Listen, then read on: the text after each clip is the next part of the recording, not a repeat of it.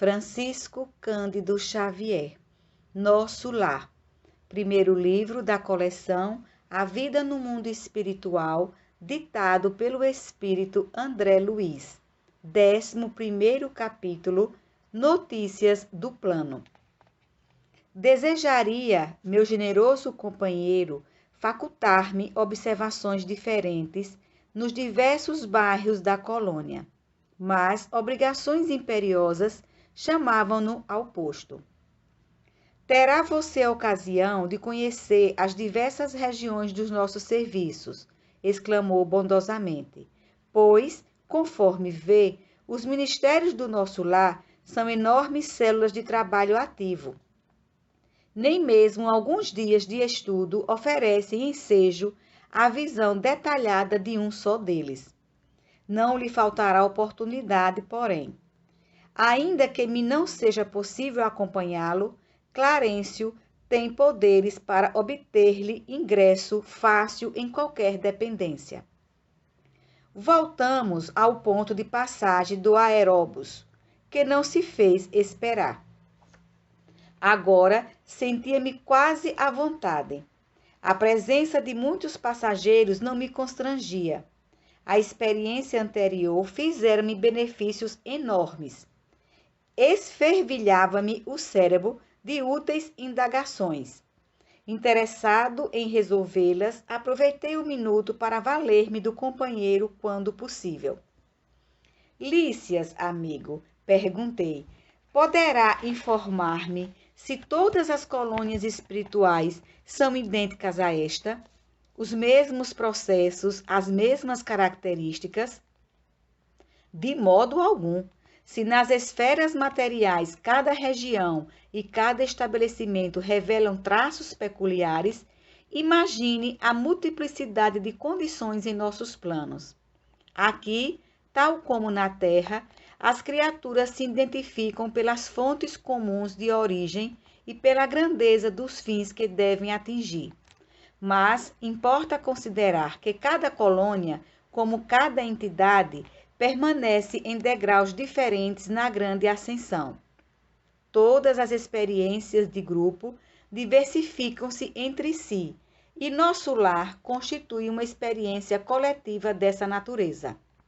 Segundo nossos arquivos, muitas vezes o que nos antecederam buscaram inspiração nos trabalhos de abnegados trabalhadores de outras esferas. Em compensação, outros agrupamentos buscam o nosso concurso para outras colônias em formação. Cada organização, todavia, apresenta particularidades essenciais. Observando que o intervalo se fazia mais longo, interroguei. Partiu daqui a interessante formação de ministérios? Sim, os missionários da criação de nosso lar visitaram os serviços de Alvorada Nova, uma das colônias espirituais mais importantes que nos circunvizinham, e ali encontram a divisão por departamentos. Adotaram o processo, mas substituíram a palavra departamento por ministério, com exceção dos serviços regeneradores, que somente com o governador atual conseguiram elevação. Assim procederam, considerando que a organização em ministérios é mais expressiva como definição de espiritualidade. Muito bem, acrescentei. E não é tudo, prosseguiu o enfermeiro atencioso. A instituição é eminentemente rigorosa no que concerne à ordem e à hierarquia. Nenhuma condição de destaque é concedida aqui a título de favor. Somente 4 entidades conseguiram ingressar com responsabilidade definida no curso de 10 anos no Ministério da União Divina. Em geral, todos nós, decorrido longo estágio de serviço e aprendizado, voltamos a reencarnar para atividades de aperfeiçoamento. Enquanto eu ouvi essas informações, justamente curioso, Lícias continuava.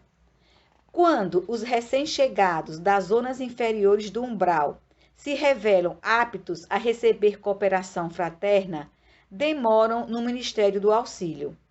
Quando, porém, se mostram refratários, são encaminhados ao Ministério da Regeneração. Se revelam proveito, com o correr do tempo, são admitidos aos trabalhos de auxílio, comunicação e esclarecimento, a fim de se prepararem com eficiência para futuras tarefas planetárias. Somente alguns conseguem atividade prolongada no Ministério da Elevação, e raríssimos em cada 10 anos os que alcançam intimidade nos trabalhos da união divina. E não supunha que os testemunhos sejam vagas expressões de atividade idealista. Já não estamos na esfera do globo, onde o desencarnado é promovido compulsoriamente a fantasma. Vivemos em círculo de demonstrações ativas. As tarefas de auxílio são laboriosas e complicadas. Os deveres no Ministério da Regeneração constituem testemunhos pesadíssimos. Os trabalhos da comunicação exigem alta noção da responsabilidade individual. Os campos do esclarecimento requisitam grande capacidade de trabalho e valores intelectuais profundos. O Ministério da Elevação pede renúncia e iluminação. As atividades da união divina requerem conhecimento justo e sincera aplicação do amor universal. A governadoria, por sua vez, é sede movimentada de todos os assuntos administrativos, numerosos serviços de controle direto, como, por exemplo, o de alimentação, distribuição de energias elétricas, trânsito, transporte e outros. Aqui, em verdade, a lei do descanso é rigorosamente observada, para que determinados servidores não fiquem mais sobrecarregados que outros. Mas a lei do trabalho é também rigorosamente cumprida. No que concerne ao repouso, a única exceção é o próprio governador, que nunca aproveita o que lhe toca nesse terreno. Mas nunca se ausenta ele do palácio? Interroguei. Somente nas ocasiões que o bem público o exige. A não ser em obediência a esse imperativo, o governador vai semanalmente ao Ministério da Regeneração, que representa a zona de nosso lar, onde há maior número de perturbações, dada a sintonia de muitos dos seus abrigados com os irmãos do umbral. Numerosas multidões de espíritos desviados ali se encontram recolhidas.